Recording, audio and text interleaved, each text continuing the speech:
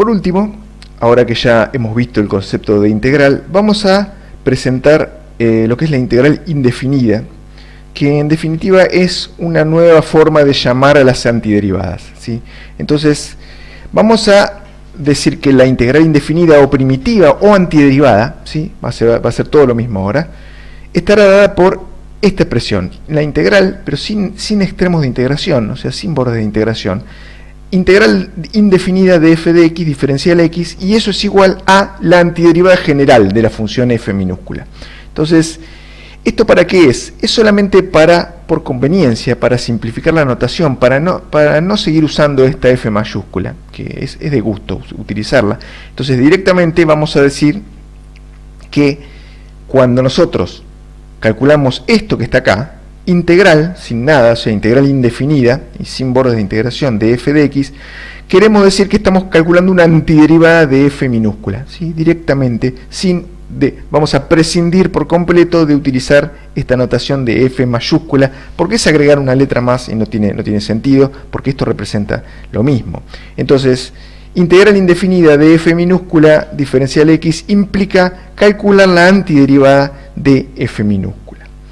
Bien, entonces, al igual que la antiderivada que hemos visto en la clase anterior, es una familia de funciones, ¿sí? Yo cuando resuelva esto lo que voy a encontrar es la primitiva general de nuestra función f minúscula, o sea, lo que voy a encontrar es lo que antes llamábamos f mayúscula más c, ¿sí? Entonces, una familia de funciones, mientras que la integral definida sigue siendo un número, como siempre. Integral definida nos referimos a cuando tenemos bordes de integración.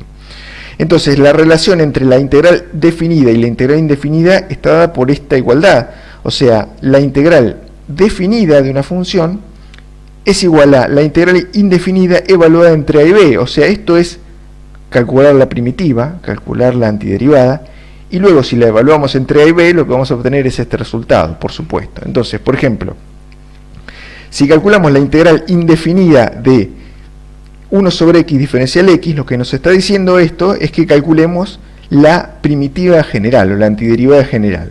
Ya sabemos que es logaritmo natural del valor absoluto de x más c. Entonces, este es el resultado de que se nos está pidiendo. Bien, entonces, si nosotros evaluamos esta antiderivada general que obtuvimos, logaritmo natural de valor absoluto de x más c, entre a y b, ¿sí? Lo que tenemos es, bueno, evaluado en b menos evaluado en a. La constante sigue siendo la misma. Entonces, logaritmo natural de valor absoluto de b, acá logaritmo natural del valor absoluto de a, y más c en ambos lados, ¿sí? Pero ¿qué pasa? Cuando nosotros evaluamos entre a y b, restamos final menos inicial. Entonces, al restar c, acá está sumando y acá va a quedar restando por este menos. Entonces, c menos c nos da 0. Entonces, nos queda logaritmo natural de b menos logaritmo natural de a, y eso es la integral definida entre a y b de 1 sobre x diferencial x por el teorema de evaluación, por la regla de Barrow. Esto es así. Entonces, esto es un ejemplo de que se cumple esta igualdad, aunque si uno la mira un ratito, la analiza un poquito, se da cuenta que es razonable. O sea, si esto es la antiderivada o la primitiva, bueno, esta igualdad se tiene que cumplir. Entonces, vamos a hacer un ejemplo como para fijar ideas, nada más. O sea, hay una integral indefinida, esto implica que tenemos que encontrar la antiderivada de esta función. Entonces, vamos a pensarlo de la siguiente manera. Si yo agarro y aplico integración a ambos lados del igual, una integración indefinida, lo que obtengo es, bueno, de este lado me queda la integral indefinida de y diferencial x, y acá me queda la integral de todo esto, digamos, esta función que tenemos acá.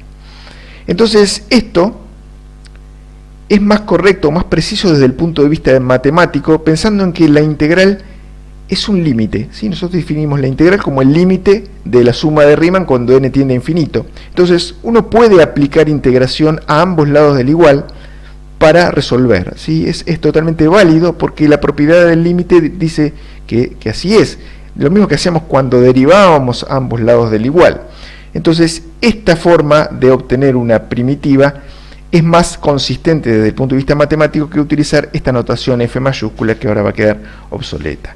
Entonces, Esto nos indica que tenemos que encontrar una antiderivada de y, o sea, que tenemos que encontrar una antiderivada de toda esta función que está acá. Entonces uno puede escribirlo de esta manera.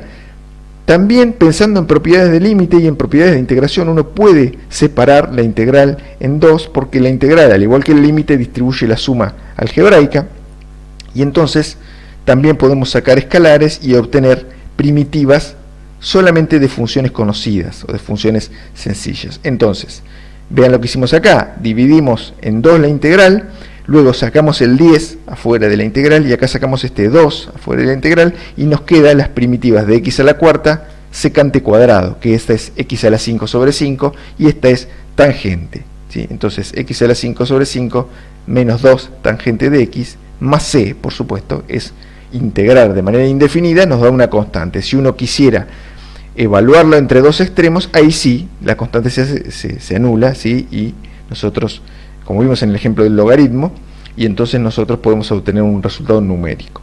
Pero en definitiva, ese es el resultado que estábamos buscando, la primitiva de esta función expresada de manera con propiedades de integración. Entonces uno puede derivar esta expresión y confirmar que lo que obtenemos es la expresión que nos daban en el enunciado, que es esta, que es la forma de y. Entonces, por tanto, esto es la antiderivada de nuestra función y.